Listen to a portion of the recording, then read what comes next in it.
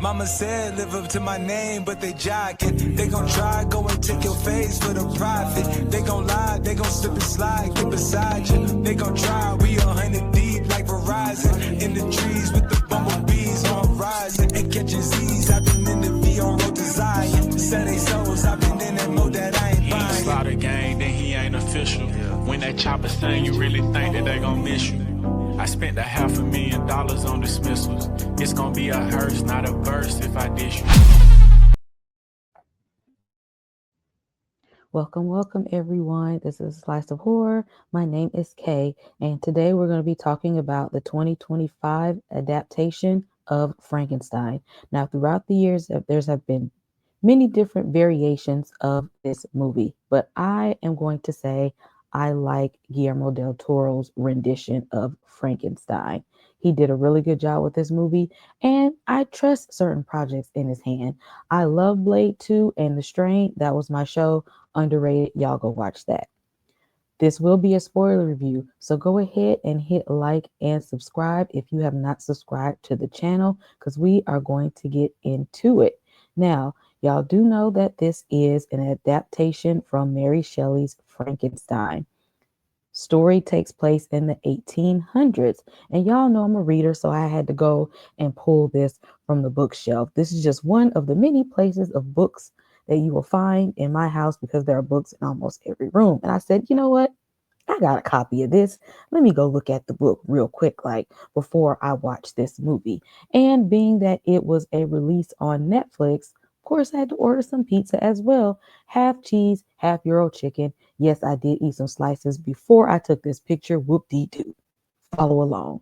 Let's get into it.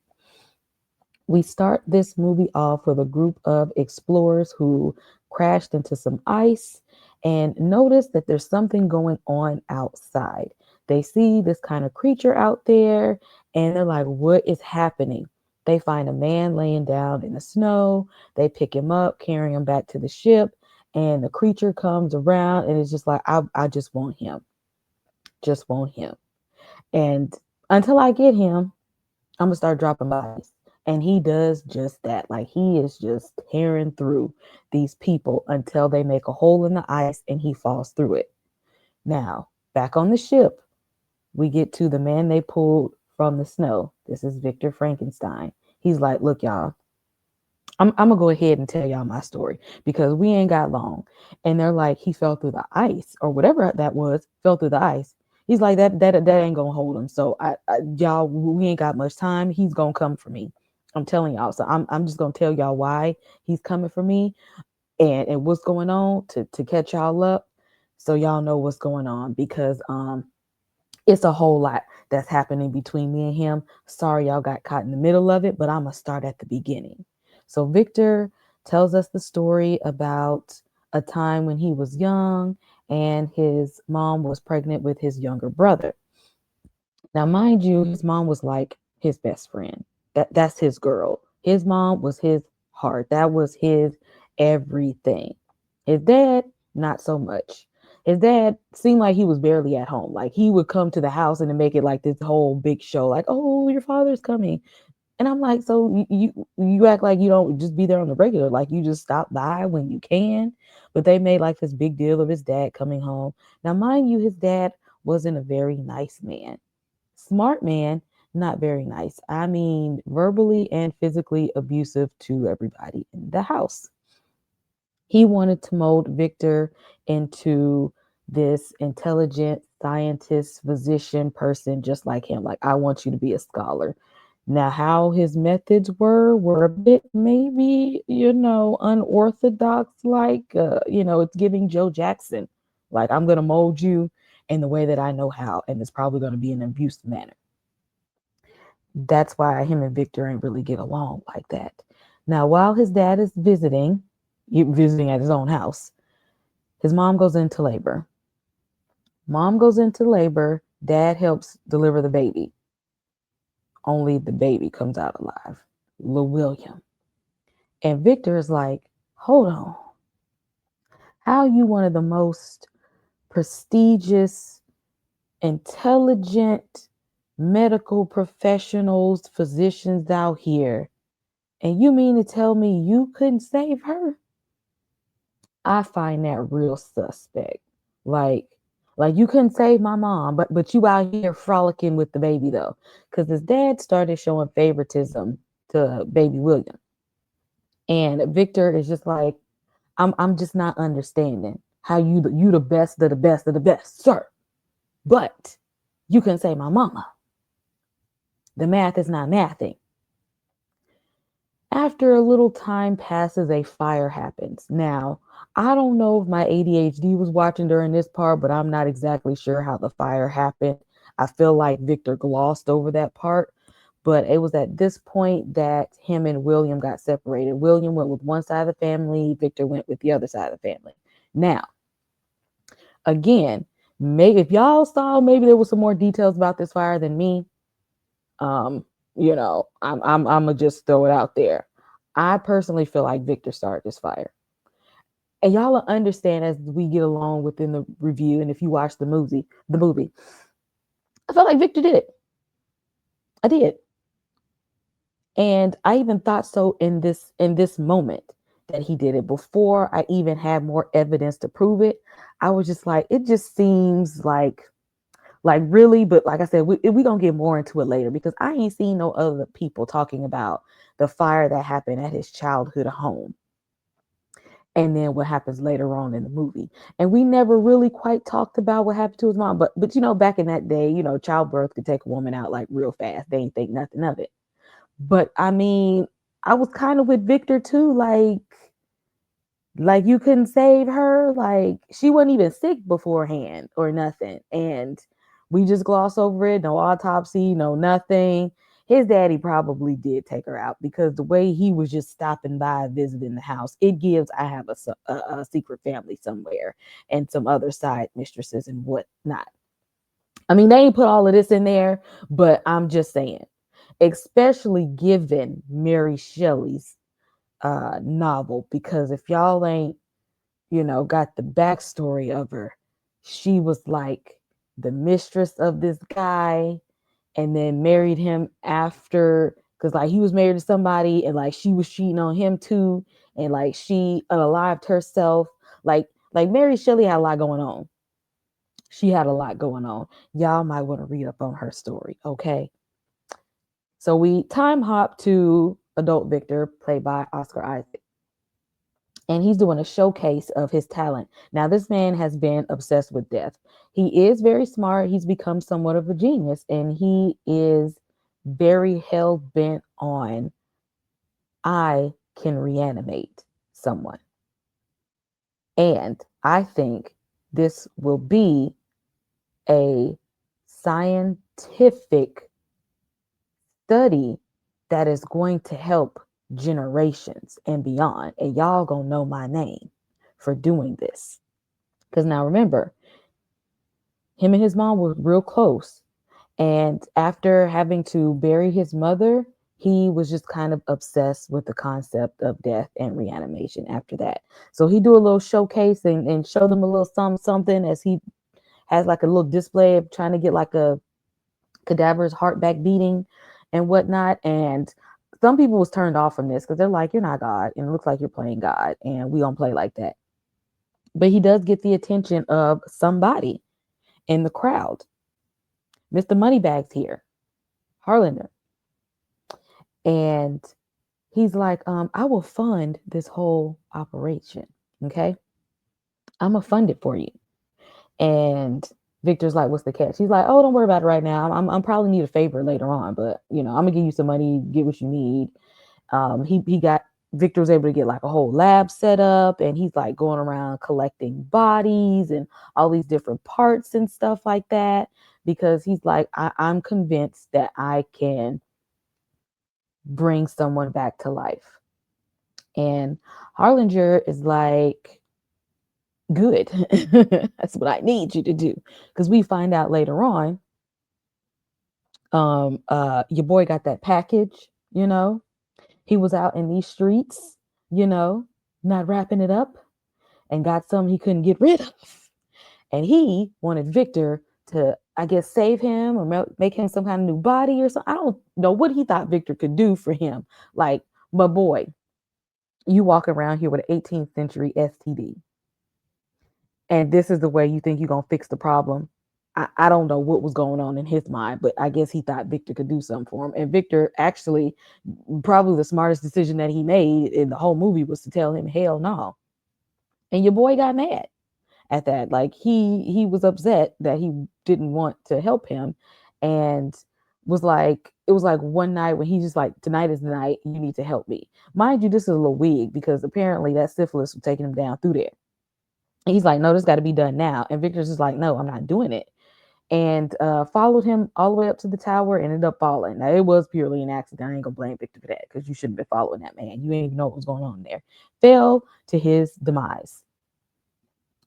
Now, Harlinger has a niece named Elizabeth, played by Mia Goth, because she apparently is the scream queen of this century. Because if it looks spooky, eerie, kooky, creepy, she's like, sign me up, call my name, put me on the call sheet, cast me. And they did just that. Now, not only is she Mr. Moneybags' niece, Victor takes a liking to her. He is kind of like crushing real hard on Elizabeth. He's kind of like, you know what, you a little offbeat, but I like you though. I like you. Starts to kind of flirt around with her. And Elizabeth is a little, she's one of those that are out there too. She is very interested in bugs and insects, and she reads a lot. She's a very different type of person, a type of person only some you would think Victor would be attracted to. Oh, but wait, there's more. Elizabeth is engaged to Victor's brother, William. That's right. Engaged to William. Now, mind you, Victor knows this. Knows this is his brother's fiance. Did that stop him for trying to holler at this lady behind his back? No, it did not. Okay. Y'all, Victor's a piece of work here. He's like, I don't care if you engaged to my brother. Like, I'm trying to see what's up with you. Like what's up with me and you? You know what I'm saying? Now, they never explicitly said if William knew that his brother was trying to holler at his girl behind his back. I feel like he may have somewhat known, but he didn't say nothing because I don't know if he maybe felt some type of way about his brother. I don't know. I feel like William should have said something, spoke up, because it ain't no way you didn't. Ain't no way you ain't know the way he was looking at her, and I don't know, but William, stand up, William, because you should have spoke up. I don't know. Maybe you ain't even like her like that. Y'all was just in some kind of arrangement because her uncle had some bread in his pocket. But ain't no way you ain't noticed Victor was trying to holler at her behind your back. Because that at that point you should have thrown some hands. You should have went to swinging. But that's just me. I don't advocate for violence. But what you not gonna do is flirt with the person I'm with in my face like that, okay? Because sometimes it was real obvious, because that's what we not gonna do, is flirt with the person I'm about to marry. All right. Already our relationship was rocky because I can tell you was jealous of me. But I'm gonna move on because I really wish that we would have gotten more of the relationship between Victor and William. I would like to have seen more of that. I wanted to see like were they able to keep in contact with each other throughout the years, because again, they got separated after the fire happened. Like, what was their rapport in their adult life after that? Like, when we see them, they're already like grown and stuff. So I really would have liked to know what they were like, because when William was a child and the dad was showing all his favoritism, Victor was looking like, I don't want nothing to do with him because you partly the reason why my mama not here. But I don't know. Y'all let me know in the comments what y'all think about the relationship. And do you think William knew that Victor was flirting with old girl? So we get to the point where the creature comes to life. So the night, Harlinger is running around, falls, same night that the experiment is supposed to come to light. So Victor sets up everything, cuts the power on, and nothing happens immediately.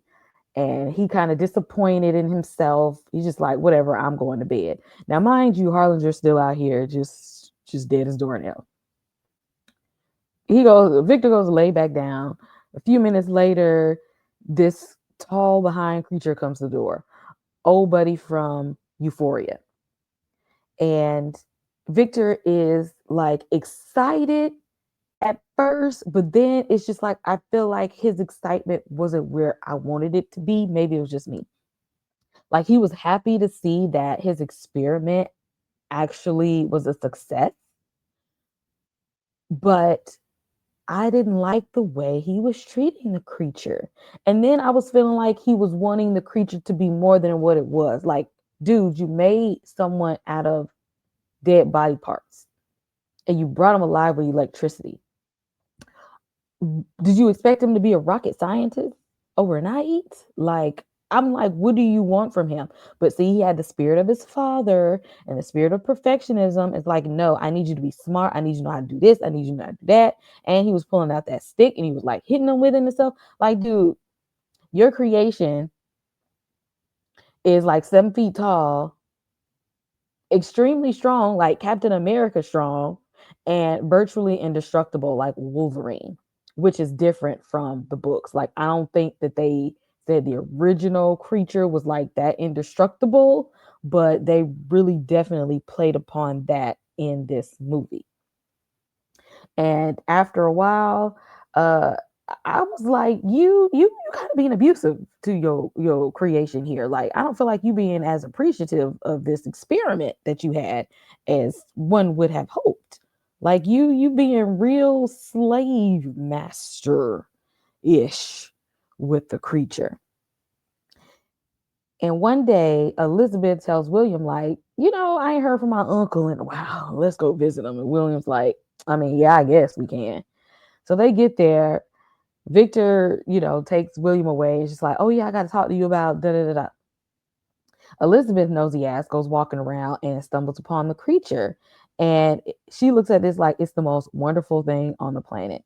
Now, I don't know what she was seeing that I was seeing, but you looking at a 7 foot tall great man with barely any clothes on, and she's just like, this is wonderful. But this was the first time the creature had anybody show him kindness, compassion, care, concern, interest, and she felt empathy for him.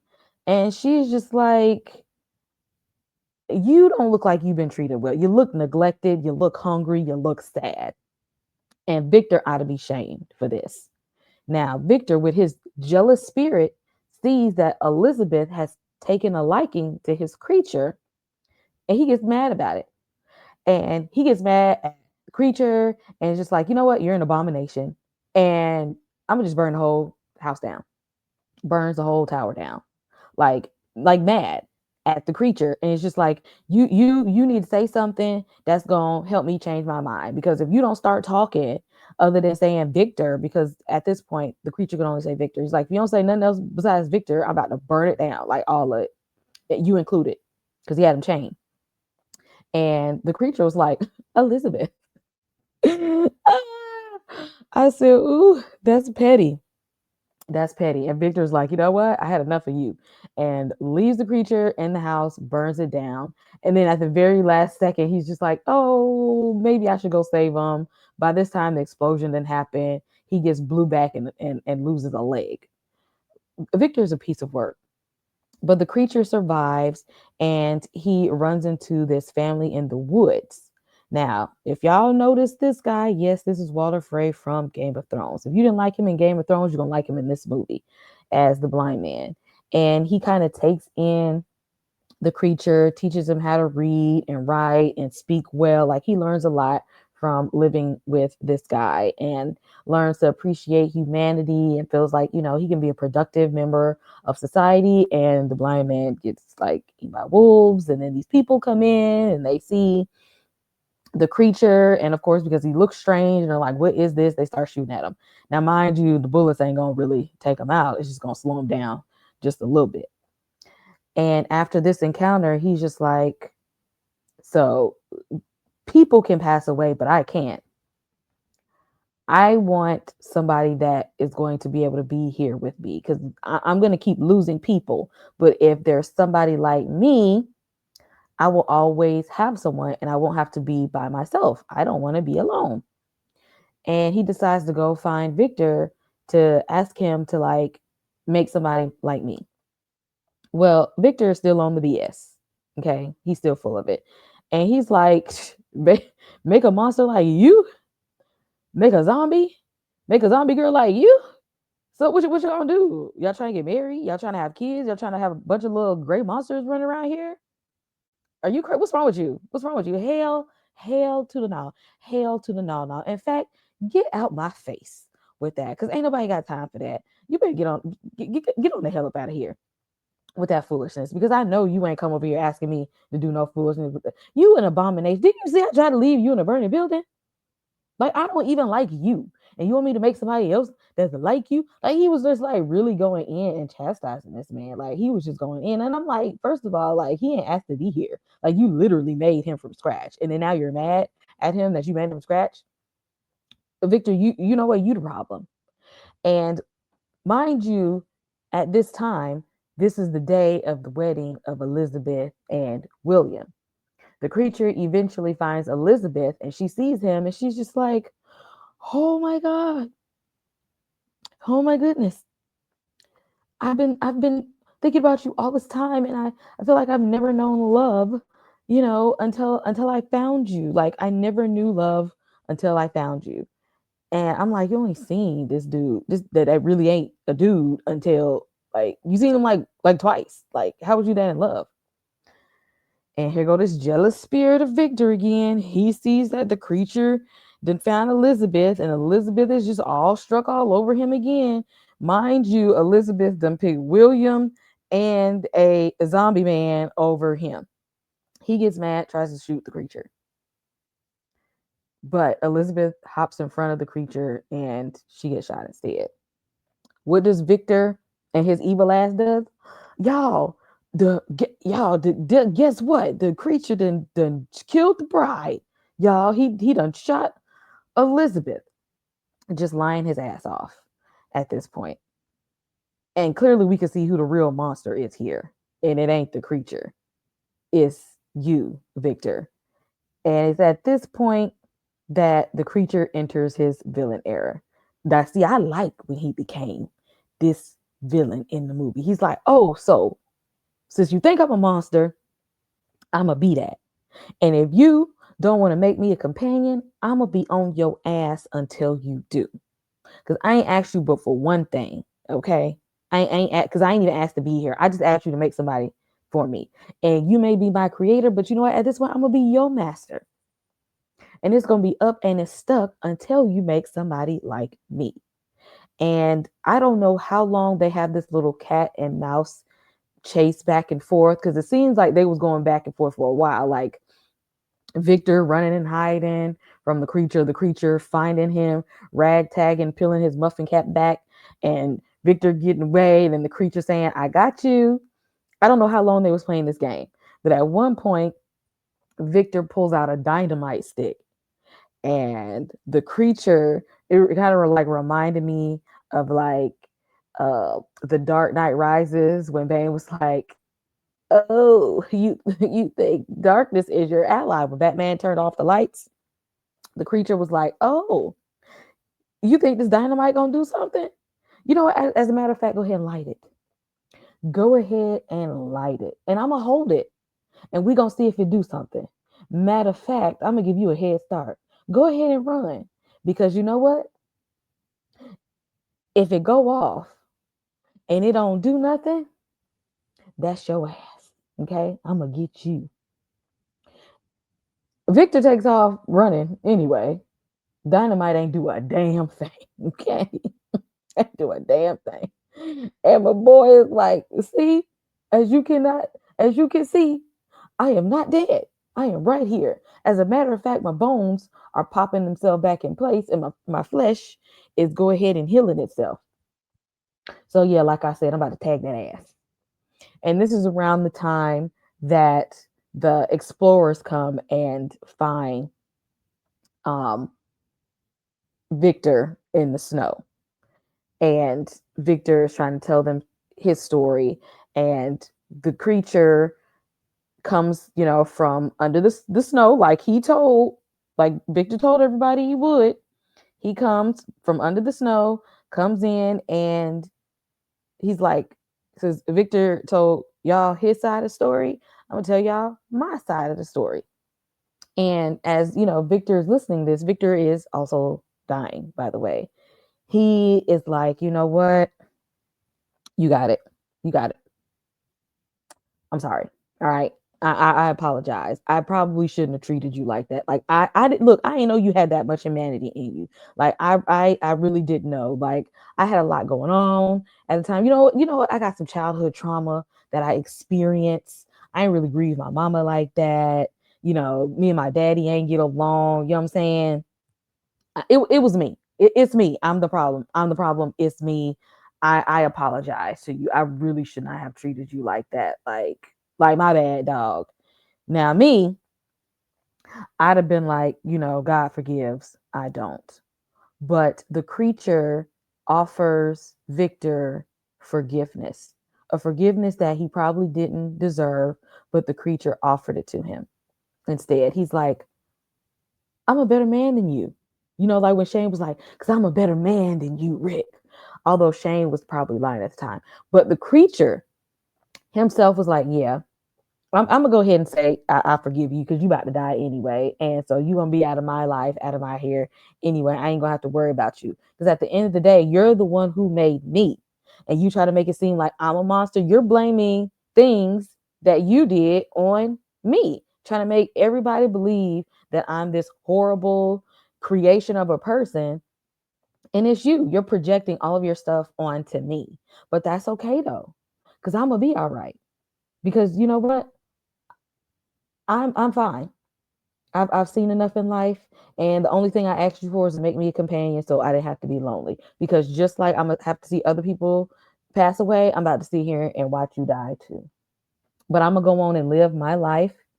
I'm gonna go on and find purpose. I'm gonna help people, and I'm gonna be kind. And I'm not gonna be nothing like you because you know what? You were trying to make me be a monster just like you. I don't want to be a monster like you. I don't want to have all of my trauma being projected onto people. Like I would rather be a kind person and be helpful. Like when I was with that blind man, I want to be of use. I want to care about people and have empathy for people. And maybe if people actually get to know me instead of just seeing what they see with their eyes, but instead of talking with me and finding out who I really am, they might not be afraid of me. But you were trying to make people be afraid of me. And I'm not trying to instill fear into people. I actually really don't want to hurt people. I want to be a good, kind person and actually put my skills and my strength and my abilities to good use. But see, you ain't want me to do all of that. But guess what? When you pass away, I am going to go off and live in my purpose without you. Even if I have to do it by myself, I'm not going to be this monster that people think that I am or you wanted people to think. I'm going to go and live my life. He leaves Victor there on the ship, hops off, and is like, you know what? Y'all take care of him. I'm out of here. And you know what? I'm going to help y'all out. He actually pushes the ship from the ice onto the water so the explorers could get home. And in the movie, it ended a bit different. And not in the books, it ended a bit differently because at the end of the book, the creature was too late and Victor had already passed away for him to be able to make amends with him. And that kind of made him a little depressed to the point where he didn't want to live anymore. But he felt like he had some closure there with Victor. Like Victor apologized to him and let him know, like, hey, it was never you, it was me. All of this foolishness, it came from me. It wasn't you. And the creature kind of like got that closure. He's like, I don't want to be like you. I want to be better than you. I may not be a human like these people are, but I do want to have basic humanity and care and concern for other people. And so I'm going to use my knowledge and my skills for good. And hopefully I will find purpose in life. And maybe one day I will have a companion. But what I do know is that I don't want to be a monster. I actually want to be a good person. And that's how the movie ended. So I actually thought it was a really decent movie. I loved the graphics in the movie. This was like a good time period. Like you didn't really get lost in too much of different languages and stuff like that. I really feel like the small cast of people helped. I love the costumes in the movie. I love the action scenes too, because we really got to see the strength of the creature itself. Like he could really squabble up if he needed to. But see, it's like he didn't even want to. He wouldn't even want to be all that. Like he was not trying to do all of that. He was just trying to live his life and be useful and be helpful. And people was judging him by how he looked and not who he was. And Victor didn't help in that case by trying to make it seem like he was this bad person and blaming him for all of these things that he didn't do, which already gave him a bad reputation. And he's just like, I'm not going to sit in that no longer. I'm going to let all of that go. I'm going to let all of this vendetta and revenge go. And I'm going to go and live my life. To me, this was a really good adaptation. But y'all let me know, how does this movie measure up to the other Frankenstein adaptations? And how do you feel about this movie as compared to the books? I say I want to rate this probably about a 4. This is probably a 4 for me. I really did like it, and for a Netflix movie, it was pretty good. I honestly enjoyed it. I enjoyed the themes of the movie, dealing with grief and forgiveness and humanity and having empathy. I was here for it. But y'all drop down in the comments and let me know, what is your rating for Guillermo del Toro's Frankenstein movie, and does it measure up to you when compared to the other movies and the books? Again, if you made it this far, make sure you hit like and subscribe. Turn on your notification bell so you can be aware when we drop new content, and I will see you all in the next one. I can put you in a log cabin somewhere in Aspen. Girl, ain't nothing to the pain, ain't checking if you got it. Go to the police, not now. He's made sure of that. Put you in a He's mansion out there and he's watching us. somewhere in West What are you waiting for, huh? Like I said, ain't nothing to the pain. We can change the last name. What's happening? Cause you look so good. Tell me why you wanna work here. I put you on the front page of a King magazine, but you gon' get yourself hurt here. Hey, baby, I brought you in the back just to have a conversation. Really think you need some ventilation. Let's talk about you and me. Oh, we I go can't from believe it. taking Kel to the hospital to catching a goddamn snake. I think she want me. Nah, I can't leave her lonely. No, ooh, I can't believe it. Ooh, she out on me. Lay low until he knows you're alone, and then he's gonna come after you. I can't leave her lonely. No. And you don't understand, she made the people say yeah. Abraham Whistler. Yeah. Met Blade. Yeah. She hit the main stage, she made the people say yeah.